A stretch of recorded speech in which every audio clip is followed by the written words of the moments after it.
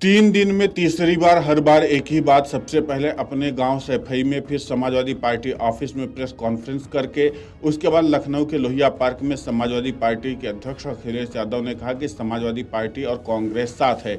India गठबंधन पहले जैसा ही है। इंडिया गठबंधन पीडीए के साथ चलेगा। पीडीए मतलब पिछड़ा, दलित और अल्पसंख्यक। क्या यूपी में समाजवादी पार्टी और कांग्रेस के बीच सब कुछ ठीक नहीं है?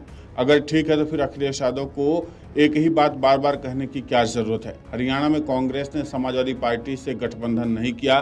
जम्मू कश्मीर पार्टी चुनाव लड़ी पर वोट नहीं मिले। फिर अखिलेश यादव ने इसी हफ्ते यूपी में उपचुनाव के लिए 6 सीटों पर उम्मीदवारों की घोषणा कर दी। इनमें से 2 विधानसभा सीटें कांग्रेस मांग रही थी। अखिलेश यादव ने यह फैसला लेने से पहले कांग्रेस से पूछा तक नहीं। कांग्रेस पार्टी तो कम से कम 5 सीटें मांग रही थी। यूपी में 10 सीटों पर विधानसभा के उपचुनाव होने हैं। मैसेज ये गया कि हरियाणा में कांग्रेस की हार के बाद समाजवादी पार्टी अब अपने मन की करेगी। उपचुनाव के लिए टिकट फाइनल कर अखिलेश यादव ने ऐसा ही किया। गठबंधन धर्म निभाने की जिम्मेदारी अब उन्होंने कांग्रेस पर छोड़ दी है, पर वे ये नहीं चाहते हैं कि लोग उन्हें ये कहें कि गठबंधन तोड़ने लगे हैं। अखिलेश यादव बड़ी विनम्रता से कहें कि गठबंधन तो बना रहेगा। गांवों में एक मशहूर कहावत है, पंचायत का फैसला तो मानेंगे लेकिन खूंटा को बीच चौराहे पर ही लगाएंगे।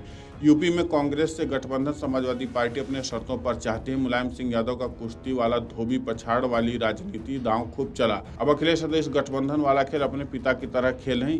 यूपी में लोकसभा चुनाव में कांग्रेस और समाजवादी पार्टी का गठबंधन था। विपक्ष के लिहाज से दलितों की पहली पसंद कांग्रेस रही। जिस सीट पर बीजेपी के खिलाफ कांग्रेस लड़ी, वहां पर तो बीएसपी का भी सफाया हो गया।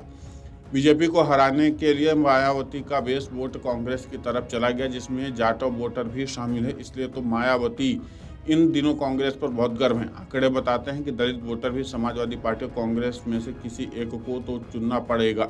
आंकड़े बताते हैं कि दलित वोटर को समाजवादी पार्टी और कांग्रेस में से किसी एक को चुनना पड़ा तो वो पहली पसंद कांग्रेस हो सकती है। अखिलेश यादव दलित और मुस्लिम समाज के इस मानस से वाकिफ है, इसलिए गठबंधन तोड़ने का ठीकरा वे अपने माथे नहीं लेना चाहते हैं। वे चाहते हैं कि कांग्रेस और समाजवादी पार्टी का कॉमन वोट बैंक रहे, इसीलिए एक फायदा तो दूसरे का नुकसान तय है। अखिलेश यादव का फोकस 2027 का यूपी विधानसभा चुनाव है। दिल्ली की राजनीति से उन्हें बहुत मतलब नहीं है।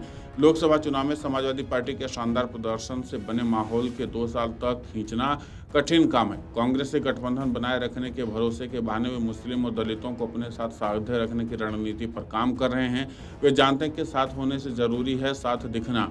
समाजवादी पार्टी ने जिन उम्मीदवारों के नाम घोषित किए उनमें से करहल सीट से तेज प्रताप यादव, सीसामऊ से नसीम सोलंकी, फूलपुर से मुस्तफा सिद्दीकी, मिल्कीपुर से अजीत प्रसाद, कटहरी से शोभावती वर्मा और मझवा सीट से ज्योति बिंद को टिकट दिया है। इनमें से तेज प्रताप यादव अखिलेश यादव के परिवार के सदस्य हैं। वहीं मिल्कीपुर से उम्मीदवार बनाए गए अजीत प्रसाद फैजाबाद से सांसद अवधेश प्रसाद के बेटे हैं। वहीं सीसामऊ से टिकट पाने वाले नसीम सोलंकी वहां से पूर्व विधायक इरफान सोलंकी की पत्नी है। एक मामले में अदालत से सजा होने के बाद सोलंकी की सदस्यता रद्द हो गई थी।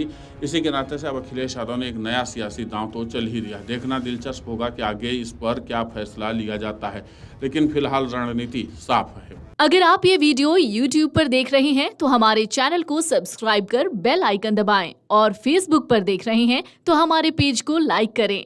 8 मिलियन प्लस सब्सक्राइबर, आपके इस भरोसे के लिए बहुत धन्यवाद।